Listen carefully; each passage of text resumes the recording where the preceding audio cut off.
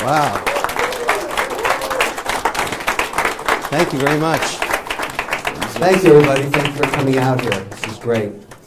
You know, tell you how I'd like to spend our time. I want to talk a little bit about the lessons learned from Shark Tank and Dragon's Den, because there's some amazing elements to what that show has become all around the world, not just in Canada and the United States, but in Britain and other countries. I've seen thousands of pitches, met hundreds and hundreds of entrepreneurs, but there's certain things that I want to share with you about this journey of over a decade that you can take from it and use for the rest of your life. Because think about what is going on when people get so attracted to that show. All these millions of people that watch it around the world, and producers are trying to figure out what it is about it. What is it about Shark Tank or Dragon's Den that is so appealing? People try over and over again to try and emulate with different knockoffs. There's 14 different shows trying to knock it off now. What are you watching when you watch Shark Tank? You're watching the pursuit of freedom. That's what it is. What does it mean to be an entrepreneur? It's not about the greed of money. It's the pursuit of personal freedom, so that you can find something you're passionate about, pursue it. If it's successful, it provides you and your family freedom for the rest of your life. That is the essence of entrepreneurship, and a very important element that we have to bring back to Canada. That's absolutely crucial, because I'll tell you why I'm here today. You know, I've been very fortunate, and this country's given me so much, and it should do the same for you. Because when I was coming up at your age and I graduated, the economy was booming. Canada was really competitive. Natural resources were in demand all around the world, and we had them. Our taxes were low, the economy was growing. I had 5 job offers when I got out of undergrad, and 10 when I graduated out of business school. Picking and choosing. You don't find that anymore. And I'll tell you what's motivated me to do this, because when you meet someone that comes out and says they want to get into politics, that's never been a politician before, you got to understand why they're doing that. You have to understand the motivation in anywhere in life that matters. So let's talk about that. Here's the reasons. I've been teaching lately. My mother used to say to me, if you get to be successful, never brag about money, it's bad karma, but you got to give back. I give to charities, yes, but I do something else too. If you want to pursue the life of entrepreneurship, it is a sacrifice. It's a sacrifice of your time while you're young to give you a lot of freedom when you're older. That is what it is, but it is a sacrifice. This is not a 9-to-5 gig. You're going to work your ass off because you're competing with people all around the world. You won't be making a lot of picnics on Saturday or Sunday because you're going to be working 18 hours every day. But it's important not to celebrate success, but when I teach these classes now, as I do all across the country, I talk about the mistakes I made, because what I'm trying to do is impart wisdom into those that are going to take that journey so they avoid those mistakes and make their path easier, because it's hard enough to be an entrepreneur. So I teach engineers primarily, graduating cohorts of engineers. Waterloo, McGill, Toronto, MIT, Notre Dame. And what I found in the last 2 years is really disturbing me. Hear me on this, okay? These are evening classes usually, 6 to 9 o'clock. You've probably attended stuff like this. Sometimes the cohorts are huge, 600 people. And about a third of the class generally wants to pursue a life of entrepreneurship. They have an idea, they have a technology, they have a deal, they want to do something. And we go out for beer afterwards. There's always a pub nearby somewhere, we break out. And when I'm teaching in Canada, this happens to me. Hey Kevin, thanks for the class, really great, but look, you know the guys at Apple. Can you introduce me? How about Facebook? How about Snap? How about Uber? You know those guys, you invest with them. What about TA Associates? You're an investor with them. What about Dallas? You know Cuban, you're doing deals with him. Why can't you do an introduction for me? And I say to them, wait a second. You're just about to graduate in chemical, electrical, mechanical, or robotics. Why don't you start your company right here at home? I'll help you get financed. Why don't you grow it in Canada? Why don't you do your piece? Grow the economy, hire people, build a business. Here's what they say. I don't want to get paid in dollarettes. I want the real thing. I want dollars. I don't want to pay 53.8% tax. I can't build a team in Canada. Help me get financed in the States, and I swear to you, when I sell the business, I'll come back and buy a cottage. I'll come back in the summer. What the hell is that? What's going on? We should all be asking ourselves that. What has changed about Canada that our best and brightest, you, don't want to stay here? What is that? The whole concept of government is to provide an environment. They don't create any jobs. Government doesn't create jobs. It creates an environment where you can plant your seed and grow a business, grow your family, pursue your dreams. That's the essence of what Canada is for all people. I'm an Irish-Lebanese immigrant. My parents came over here on a boat through Halifax. They met, fell in love, started a family, pursued entrepreneurship. They were involved in the clothing business in a company called Kitty's Togs. The sign is still on Jean Talon in Montreal. The whole family lived off that business. That was the dream of Canada in the 50s and 60s. And it should always be the dream of Canada because we're an inclusive society. That's what we are. We don't care what your race, religion is. We don't care what you wear. But if you want to pursue your family dream or a business or work in Canada, that's what it's all about. What's changed? What's happened? Going back to that concept of a rich environment to support an economy. Today that's all changed because Canada's not competitive anymore. You would have thought, like all of us, the morning you woke up and saw Donald Trump get elected, what a surprise. But he really telegraphed beforehand what he was going to do with the American economy. Lower personal taxes, lower corporate taxes, deregulate it, become more pro-capital, more pro-jobs, pro-energy, pro-manufacturing, pro-America, and he wanted to compete. And that's exactly what he's doing. Now, if I were Trudeau that morning and I woke up, I would have said, whoa, everything's changed. You know, we've got to lower taxes. We've got to compete with America. We have to deregulate. We have to compete on energy. We have to compete on lumber. We have to compete on everything because capital is fungible. It moves all around the world. Instead, he kept swimming up that stream like a salmon lost.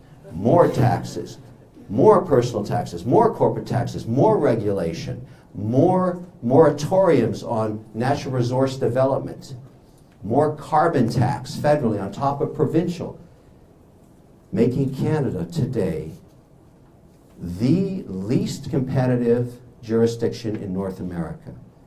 Mexico, the United States, Canada. Highest taxes, more regulated, more carbon tax. Do you think, I mean, get this. Last week, Trudeau went to Texas with Rachel Notley from Alberta, which used to be a great province in this country, until they met her. Here, here. And you know what they did? They gave a lesson about carbon tax to Texans. I can't even imagine how that went down. You don't go to Texas and talk about carbon tax. Texans don't do carbon tax. They compete. They lower corporate tax, they lower regulations, and they're kicking our heinies in development of oil and gas. By the way, the same day she was down there with Trudeau talking about how proud they were to tax their own country into oblivion with carbon taxes, Shell pulled $12 billion out of Canada. Where did they take it? Texas. That's where it's going, where they compete. That matters a lot. Now look, like everybody else, I wanted to give Trudeau a chance. But what got me into this race was not the engineers alone. It was this moment. I've got a 20-year-old son in engineering here, right here in Canada at McGill. And I got a 24-year-old daughter, okay?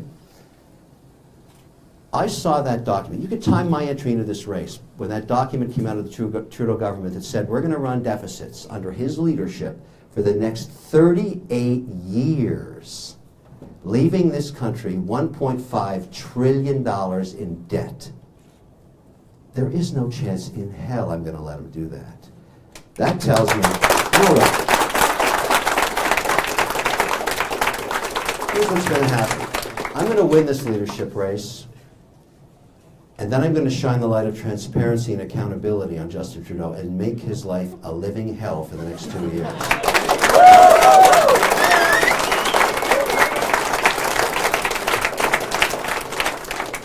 I can read a balance sheet. I can read an income statement. The key to this is to understand what that really means. Big numbers like that sometimes fly right over people's heads, but what it means to you and your children and their children is that money is borrowed. You have to pay interest on it. There's only 36 million Canadians. You have to pay your portion of that interest in perpetuity. Getting out of that much debt is next to impossible. So what happens is, what used to go to help you and your children on education, or on health care, or on social services, or the arts, that's now going to a foreign country to pay for interest. Trudeau doesn't understand that. He's never run a business. He's never read a balance sheet. Never read an income statement. Never had to deal with the challenge of making payroll on a Thursday.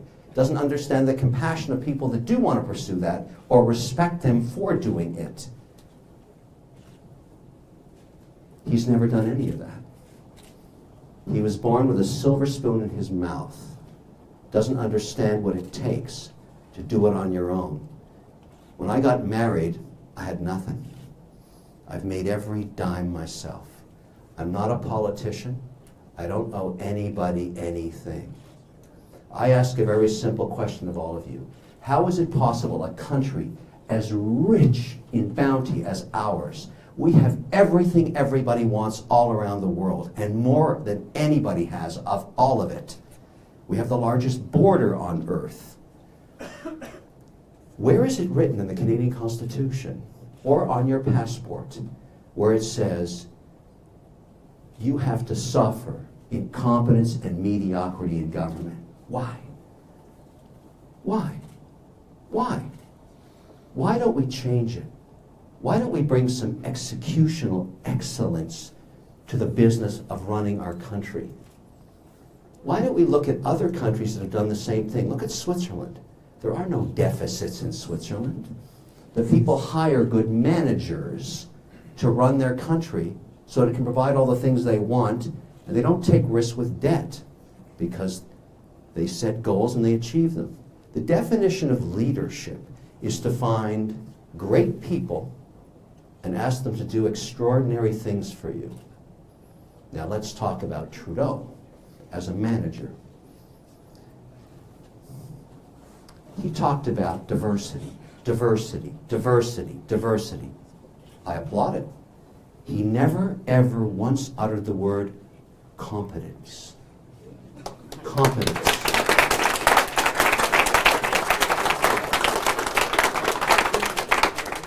People all around the world, the body politic, Canada included, are going through a metamorphosis, a change. They're sick of getting bullshitted by politicians. Tired of it. Spinning crap all the time. Not telling the truth. The typical politician, Canadians included, certainly the Liberals, make 25 promises and deliver on 0 of them. That's why Justin's in trouble now. He promised you jobs. He absolutely screwed you. He promised you a deficit of $10 billion, which is huge, and then delivered 32. Screwed you again. How many times do you want to get screwed? This is just the beginning. Think about his caucus. Let's talk about an alarming issue for Canadians that just came on the scene in the last few weeks.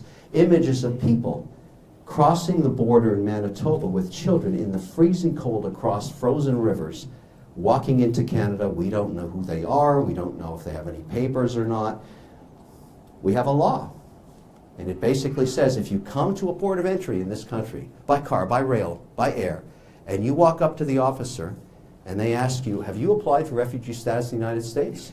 And you say yes, we turn you back to finish the application. But because there's a loophole in the law, you can walk 15 feet past that border entry and walk across anywhere in the 49th parallel and walk into our country, even though we have no idea who you are, and go into our welfare system, our healthcare system, challenge us through 7 different trials at becoming a refugee, and if that fails, hire a lawyer and stay in the country for years at a cost to us per person of $500,000.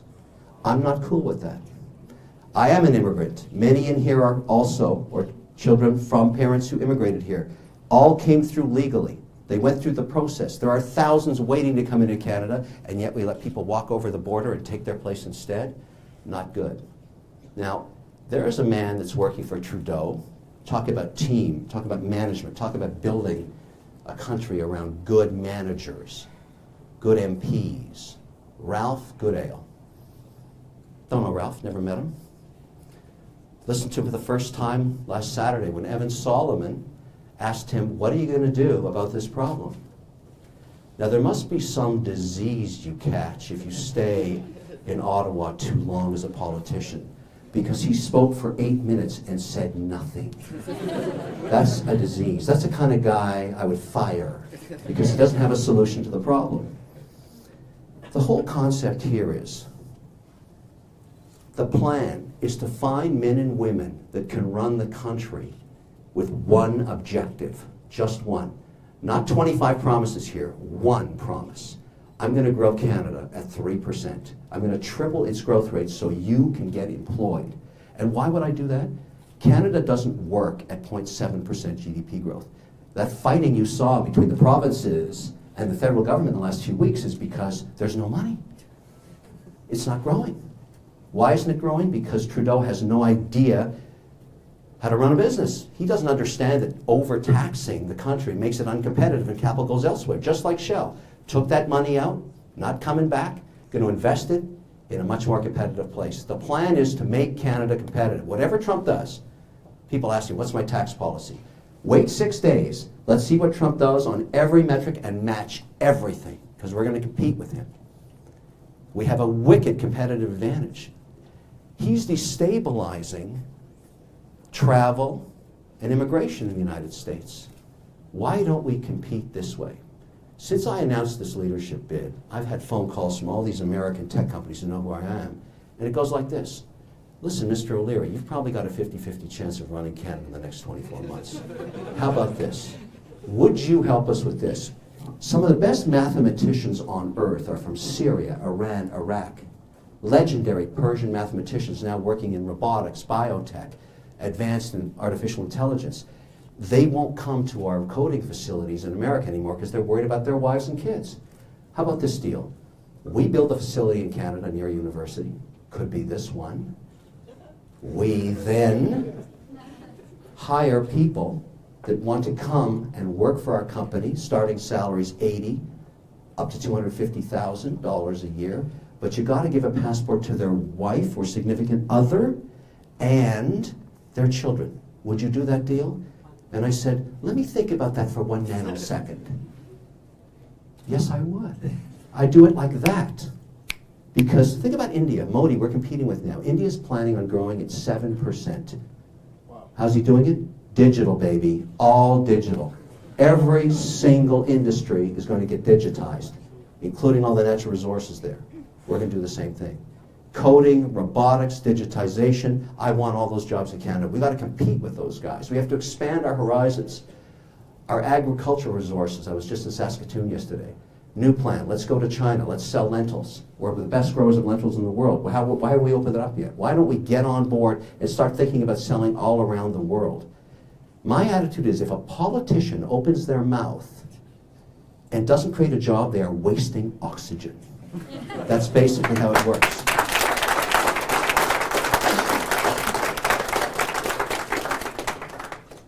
You should really get motivated to get involved in politics now, because there are 14 days left for you to join this party for $15. Tell all your friends and family about it, and get involved in voting. It's not only a constitutional right, in my view, it's your obligation. You should care a lot about your future. The only way you can affect it is to actually get involved in changing it. Care a lot about this. Your families, yourself, your children, what you want to achieve in Canada. We've got to change this country to be competitive again, and you have to get all the things I got. You deserve the same opportunity I had, and you're not going to get it with old Justin. He doesn't get it. He's never run a business. I'm going to do something very, very special for him. I'm going to find his true calling for him, because it's not running Canada. 2019 will not be an election. It will be an exorcism.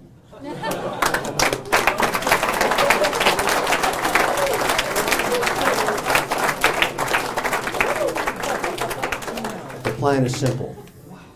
I will go there. I will change all the damaging policies he's put in place. I will eliminate any carbon taxes immediately. I will get all of our corporate and personal taxes to be competitive with the US.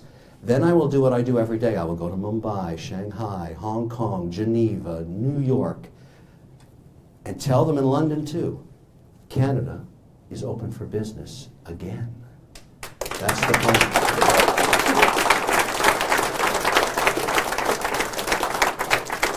Two more thoughts for you. When Harper had his first majority mandate, the Conservative Party was 324,000 strong. Today it's under 100. It's 88,700. You got to get involved. You got to join the party.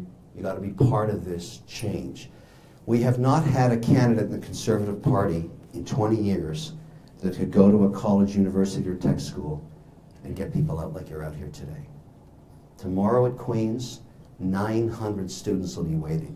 Laurier, 800. I'm talking to all of them. Why? Because Trudeau did something remarkable. He got you to vote for the first time. You are now the most powerful aspect of Canadian politics. People 18 to 35 years old will determine the leadership of the country for the next 20 years. You awoke, you're motivated, and now I'm going to go to every university campus across the country, and I'm going to tell them the truth about Justin Trudeau. Very simple. He screwed you. And I'm going to pull you all back into this party. While he's screwing up in Ottawa, I'm taking the base back in the Conservative Party. Just to make sure you understand what the definition of this party, your party, is going to be. We will never legislate morality, ever, ever. I'm Irish Catholic. If you are pro-life, I understand you. My daughter is pro-choice. I understand her. There's room for everybody in this party. I don't care what your pursuit of happiness is. LGBTQI, I've got your back. Look at my office. All of those are represented with the people I work with. Why? Because they do great work. I even have the guy running O'Leary Ventures is a card-carrying liberal. The only intelligent liberal in the country works for me.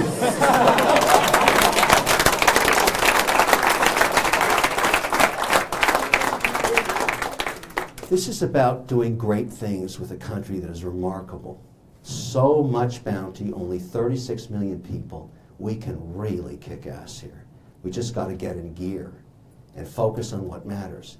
Whatever makes you happy, whatever your moral compass is, I am totally cool with it. I have your back, all right? Let's understand that. This party will never, ever, ever, ever want to deal with the compass that you pursue with your life. Whatever you want to do with your family, whoever you want to be happy with, I'm okay with it. This is about growing the country at 3% GDP growth. That's the focus of what I'm talking about. I want you to get a membership in the next 14 days and vote. Get everybody out you know to vote. Get on board this movement, because we're going to take this country back and make something happen for all of us that we've been missing now for a long time. We got to grow. We got to compete. We got to be proud of our country. That has to happen. Canada. It should be, when I'm finished with you in the next 4 years, the envy of the world. That's the plan. Are you on board? Yes.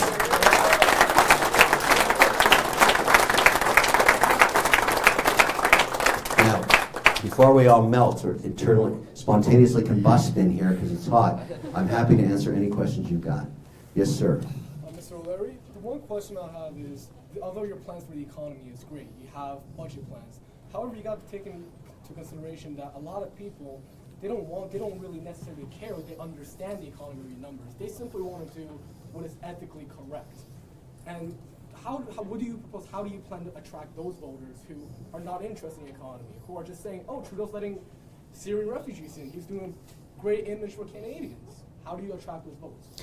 Look, we're not going to change immigration. We're just going to be selective on who comes here to help us on our plan to grow the country. We don't need more dependents. We need more people working together.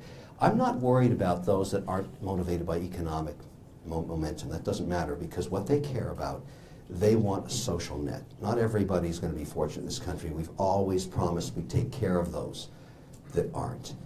The way we do that is we have to grow at 3%. There's enough money to go around for healthcare, education, military protection, and the social net, and even the arts. Hey, listen, I love to support dance. I love to support the arts. Can't do it if you have no money. Got to grow the economy. So when you hear me talking about this, particularly for young people like you should be very worried about coming into an economy that's growing and provides for you and your families. But look, you're absolutely right. The social net we guarantee to everybody and have since the 40s in this country, it all works at between 2.5% and 5% GDP growth. All my life, that's how Canada's been growing. Bad times were 2, great times were 6. We're at 0.7. Trudeau has killed our country with all of these stupid policies.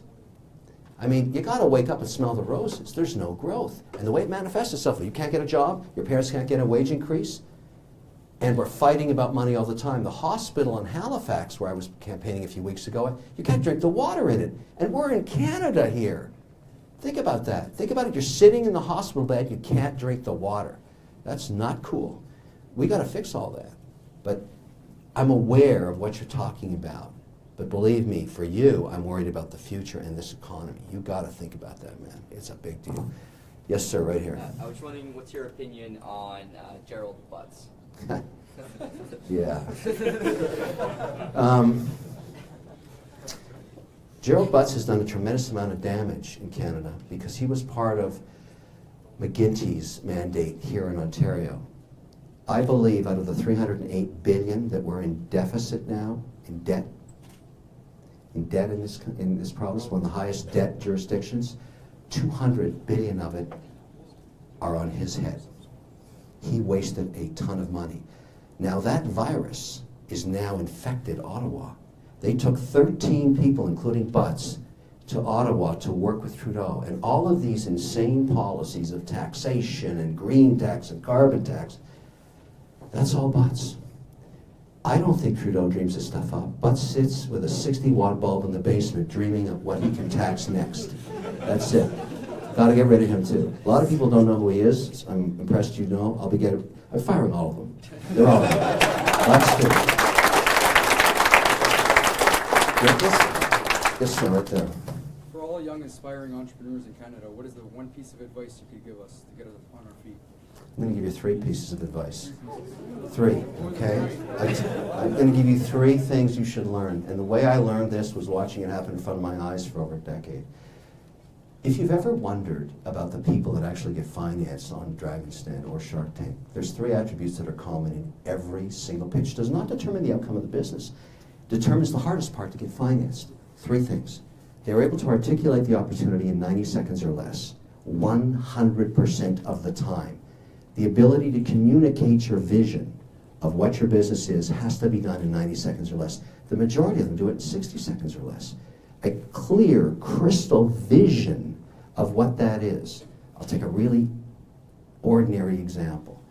I basically take cupcakes, put them in a jar, and ship them all around the world. I got it. I understand what you do. The second part, also important, takes longer, is you have to articulate why you're the right person or team to execute the business plan. What do you know? Did you work for a competitor? Did you try before and fail and learn from that experience? Do you understand what it takes to make it work because you come from a family that did it before? What is it about you with your idea, your vision, that is so attractive that you can actually execute the plan? When you get those 2 things together, and I've seen this happen hundreds of times, the room starts to sizzle. An entrepreneur with a vision that can communicate it, and secondly, has the skills to execute it, that's hot. All of a sudden, everyone wants to write a check. Now, here's number 3. Do not forget this one, because I've seen the air get sucked out of the room like that. You gotta know your numbers. If you don't know your numbers, and you've got through the first 2, you deserve to burn in hell in perpetuity. And I will put you there. That's the currency. By the way, I just defined leadership. That's what leadership is. Communication skills. That's it. Remember those three things. They will serve you well no matter what you pursue in life. Yes, sir, right there. So you talk a lot about party identity and not allowing other people to define what a conservative is. Yeah. And we've heard a lot of the other people in the leadership race talk about what their vision of what a conservative is. So my question to you is, what makes you different than everybody else in the race, specifically Mr. Bernier, that you seem to be very close with? Yes, that's a great question. So I consider myself a conservative expansionist because I believe the party has to grow its tent dramatically. The difference between Maxime and I is very simple. Max wants to push down a lot of responsibility to the provinces and how they manage their finances. I don't. I'll tell you why. What I've learned in the last 4 years is sometimes you get a black swan event, like Kathleen Wynne. Now, Kathleen Wynne needs a lot of adult supervision because she doesn't know what she's doing. So,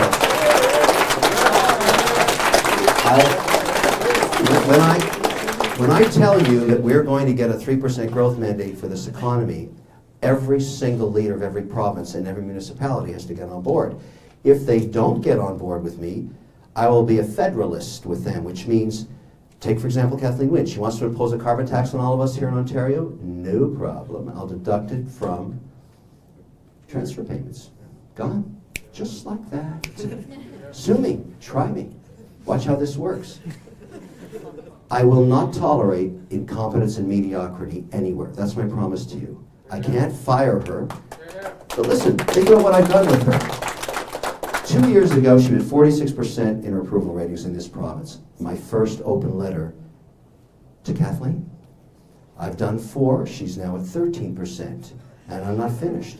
I can't fire her, but I can make damn sure she can't survive another election. That's the plan. Speak to the people directly. I have 4 million followers across all my platforms. Talk to them directly. The plan is to be a strong federalist. That's the difference between Max and I. I would never, ever, ever want this to happen where you get a Notley or a Wynne destroying the dream of a 3% growth mandate.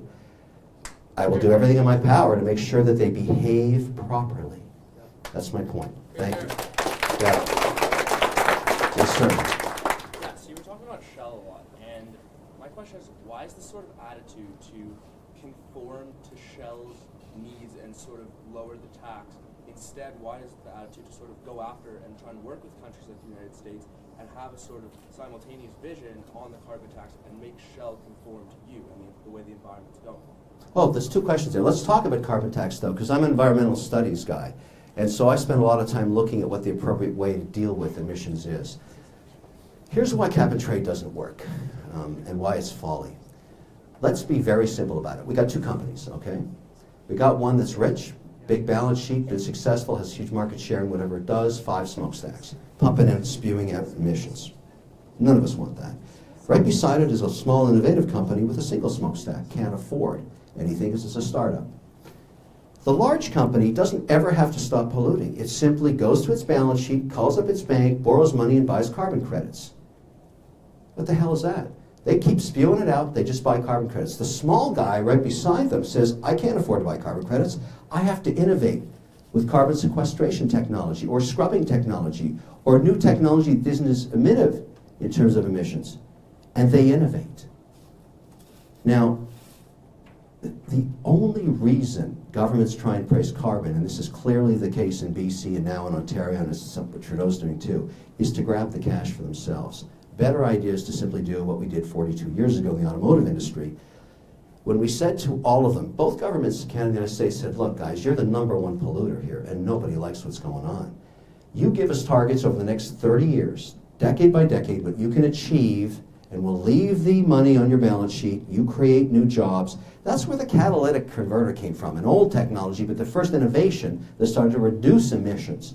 The better plan is to simply go to each industry and say, okay, you mine uranium, you mine oil, you're in ag, whatever it is. You give me what you can do towards getting to the Paris Accord. 73% of us want that objective met. You tell me what you're going to do. Then you lock and load. You commit. I leave the cash on your balance sheet, and every year we watch what you do. But here's the benefit of that. Canada, many of you don't know this because you've never studied environmental studies. This is now a lecture. I'm going to tell you something. We have 1.2 billion acres of wetlands, farmland, and forest in this country. Depending on the cycle of forest fires here, We absorb in each one of those acres 2.1 to 2.6 tons of carbon per acre. We're a carbon sink nation. We basically absorb 3 to 4 times more than we emit. We're not the problem. Doesn't mean we don't want to meet our emission targets, but the point is we are not the problem. What we should be doing, we own some amazing carbon sequestration technology. We own it. Canadians own it. IP. Private, some of it's public. We own scrubbing technologies. Why wouldn't we take, maybe you, if this concerns you, you get a job, you work for me in an embassy in India or in China, and you sell, license, or gift that technology to those countries. It's Canadian. That's our gift to the world.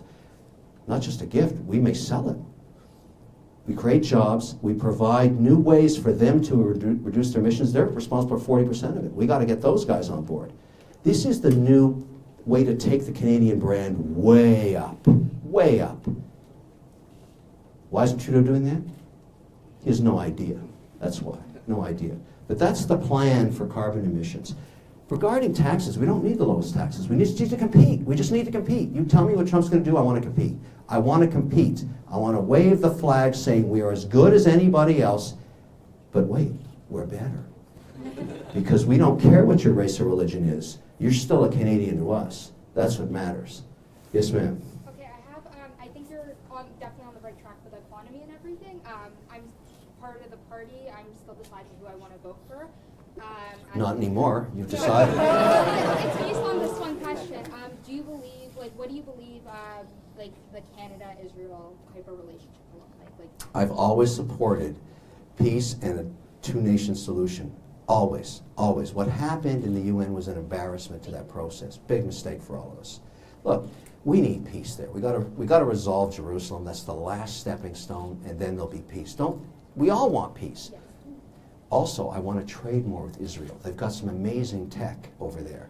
I want to trade with India and Israel and China. They've got to be new partners with us. Technology in Israel right now, these are some of the best coders on earth. We got to do more deals with those guys. So we're all getting on a plane as soon as we get ourselves competitive, and we're going to say to everybody in Israel, we're open for business, let's do some deals. Now I made my decision. Thank you.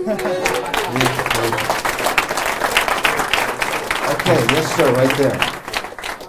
Mr. O'Leary, I hear a lot on 580 CFRA, you're on there a lot, and a big discussion about you is that you don't speak French. So, and I totally agree with everything you say about the economy and trade, and the only thing is, how are you going to win Quebec if you don't speak French?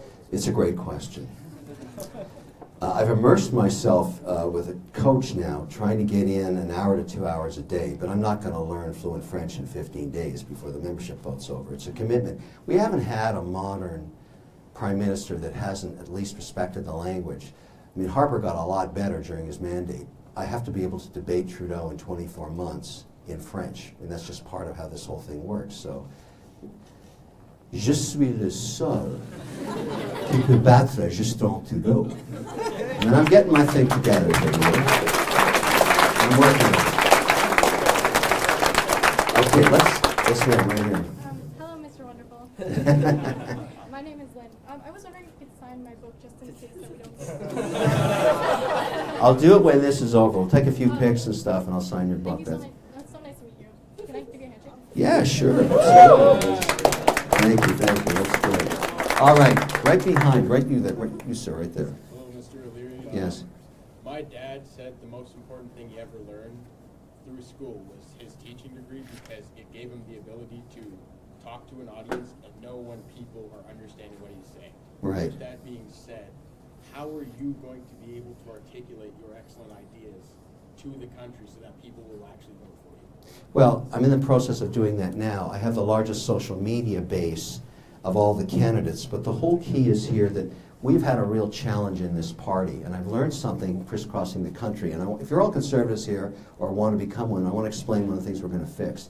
We have presidents of ridings, over 300 of them out there. They feel ignored by Ottawa, which is why the membership has collapsed. I got to bring them all back. I want to show them respect, because some of these people have been in the party for decades. They feel disconnected to Ottawa. You know, we've got this attitude that if you're in Ottawa, you're in a special bubble or something. No, you're not. What has to happen is when I take over the leadership, one of the first things I'll do in the first 90 days is invite all the presidents of all the ridings into Ottawa and say, guys, Let's talk about our party. Let's talk about communicating our values to people. And let's understand how we're going to message together, because the party has been horrific at social media. Just terrible. I don't understand why, but it's not communicating with people. I don't have that problem. So I get to people on television, on radio, on every platform in social media, and I talk to them. It's important to have a debate. You don't always have to agree, but you've got to talk. And that's what we're missing in this party. I'm going to change all that. We're going to change the dynamic of what conservatism means to Canadians, because my toughest critic is my 24-year-old daughter. She said to me, Dad, listen, I want you to know something. I didn't vote conservative in the last election. I voted for Justin Trudeau. And I heard you getting into this game. If you don't give me what I want, I'm not only not going to vote for you, I'm going to campaign against you. And why I care about Savannah is she's running all the social media for the Huffington Post. That's a problem. So I asked her, what is it you want? And she said, what matters to me a lot is I want to know that you have my back on all the rights that I now believe matter to my generation, LGBTQI, those are her friends. And I said, damn right, look at my office, come and meet the people that work with us. So I won her over on that. And I think you got to understand the party has to deal with the new reality. We respect everybody's views. We have to. But this is about, hear me on this thing, you know, when I was young, in our culture, because my mother was Lebanese, my father was Irish, the matriarch on the Lebanese side of the family would always prepare a Sunday meal. And Lebanese food is very hard to make. It takes a long time. She'd start at 5 in the morning, and it would be served every Sunday at 6:30. And if you didn't make dinner, you burned in hell, including your boyfriends, girlfriends, whoever's part of the family has to show up for the dinner. I didn't think much about it. But now it's ingrained in me. It's part of my way of living, my family values. Luckily, I can afford to gather our family wherever in the world we are. That's the freedom I talked about earlier about being an entrepreneur. But that cultural element is what the party has to understand, and it will under my leadership. That is what the definition of being a Canadian is all about. That has nothing to do about money. That's the freedom that we enjoy and makes our country unique. Yes, sir, back there.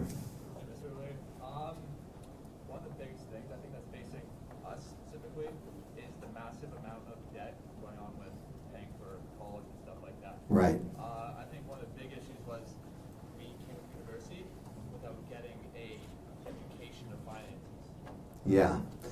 I hear what you're asking. You're damn right about that. So at the age of 5 years old, I've written 3 books about this. They've all been bestsellers in Canada. You know, what's going to happen in school is we're going to do 2 things. We're going to teach financial literacy and also cultural and ethnic diversity. This isn't about religion. This is about understanding the tolerance you need. What makes a Lebanese different from an Irish, from an Italian, from a Hindu, from a Sikh. No one's born with hatred. They're just uneducated. And so we got to change that in our own culture. Financial literacy, 5 years old, you'll know what a credit card is in Canada when you're 5. You won't be able to use one, but you'll know what it is. Last question. Sure. I got to roll it up here. I'll do one more question. Yes, ma'am, right here. I have a question for you, Mr. O'Leary. So Justin Trudeau recently negotiated a deal with Bombardier for $370 million without making them promise a single job to Canadians. Do you scrap that deal? And if you renegotiate it, how do you renegotiate it? It's a great question. It also shows you what lack of skills he has in negotiating anything. So that deal is called a repayable loan. What loan isn't repayable? So the problem with Bombardier, for those of you who are in business, it has a dual voting class share, which is a very bad structure for shareholders. It has screwed shareholders for 20 years. Basically borrowing money, not changing its corporate governance, not guaranteeing any jobs, and wasting it. The stock has been a disaster for shareholders. What Bombardier wants is actually $2 billion. The reason they want that is that when they deal with a sovereign, like a foreign country, and the country wants to order 18 aircraft, they want to guarantee the company stays in business. They want the foreign entity. Brazilians do this too. There's other countries that do the same thing. If we want strong aerospace, we might consider it. But here's the kind of deal I would do with Bombardier. First of all, I'd say, okay, you want $2 billion?